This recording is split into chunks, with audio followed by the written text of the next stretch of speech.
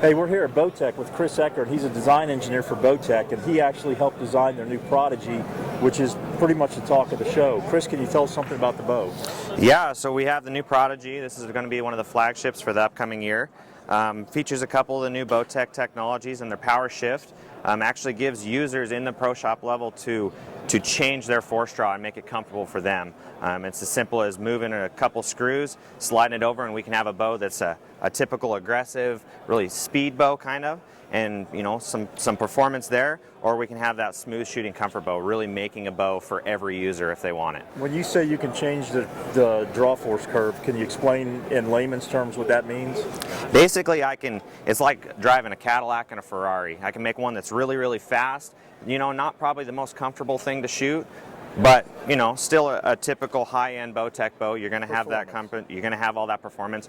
Or if you're a tree stand guy, you're going to be hunting in that cold weather, you can take it and change it to where it's really comfortable. You're going to have a lot of valley, a lot of let off. It's going to be kind of a smooth drawing bow, and it's all in the same bow, so somebody could potentially jump back and forth if they want to, say, set it up for hunting in that nice comfort setting, take it to a 3D shoot, throw it back in performance, and hunt with it. So you're changing, essentially what they're changing is the way the bow, the feel of the bow, the feel of the draw. The feel of the draw in the bow, yes. Now, what I wonder is what's the difference in feet per second between the Ferrari, as you said, and the Cadillac? So moving from, say, first to third, you're going to lose about 15 feet per second.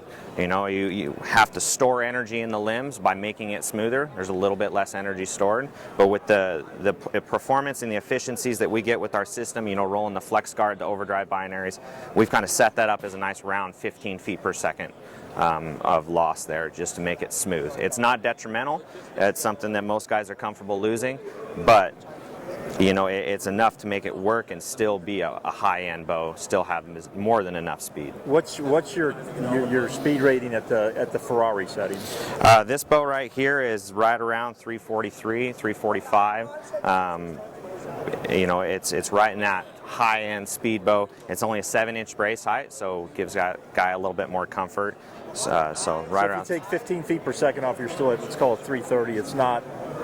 That's plenty fast enough. In fact, it's suitable to kill anything that's walking in North America. So guys think, well, I'm losing some feet per second, but you're gaining a better draw cycle. For you guys that want something a little softer, a softer draw cycle.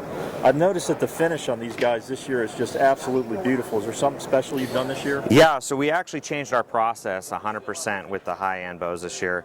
It's what we call a dye sublimated process. We actually powder coat it, and then we transfer the ink through a different process to where the ink is actually embedded in the powder coat. So you're going to have a really hard, durable finish. There's going to be no stretch anywhere.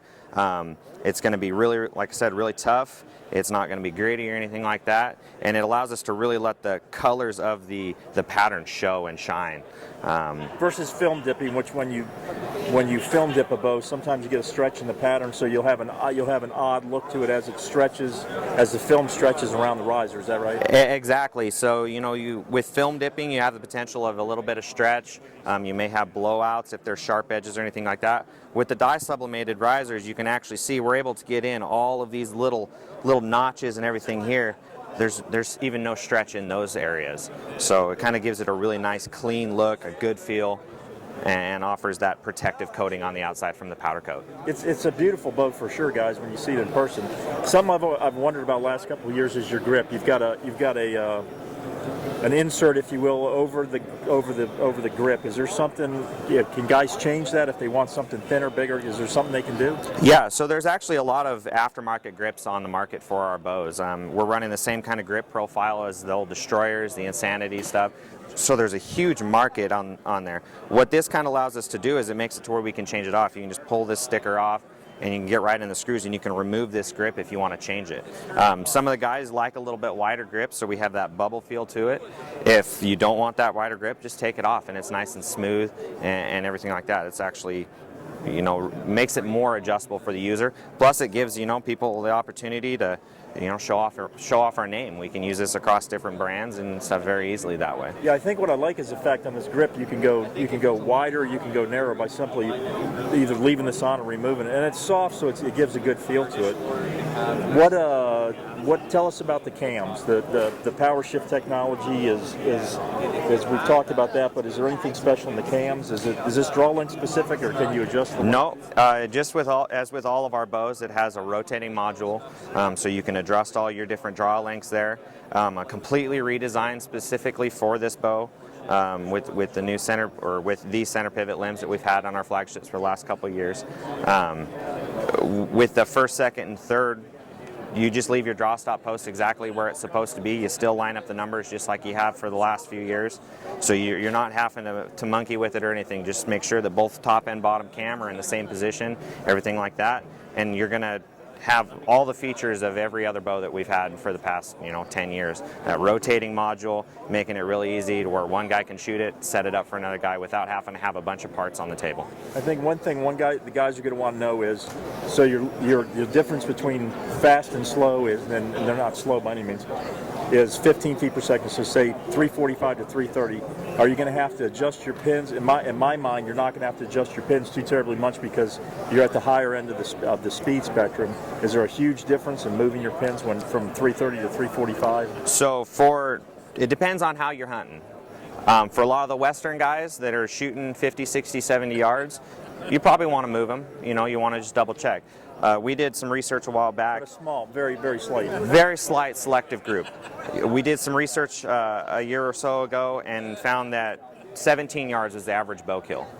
At 17 yards, I'd pay somebody to be able to show, hey, right. This is the enough difference to justify having to move stuff. Yeah, you're not at 17 yards. I would argue probably up to 40 yards you wouldn't have to change next to nothing because your point of impact is going to be changed by next to nothing at all. No.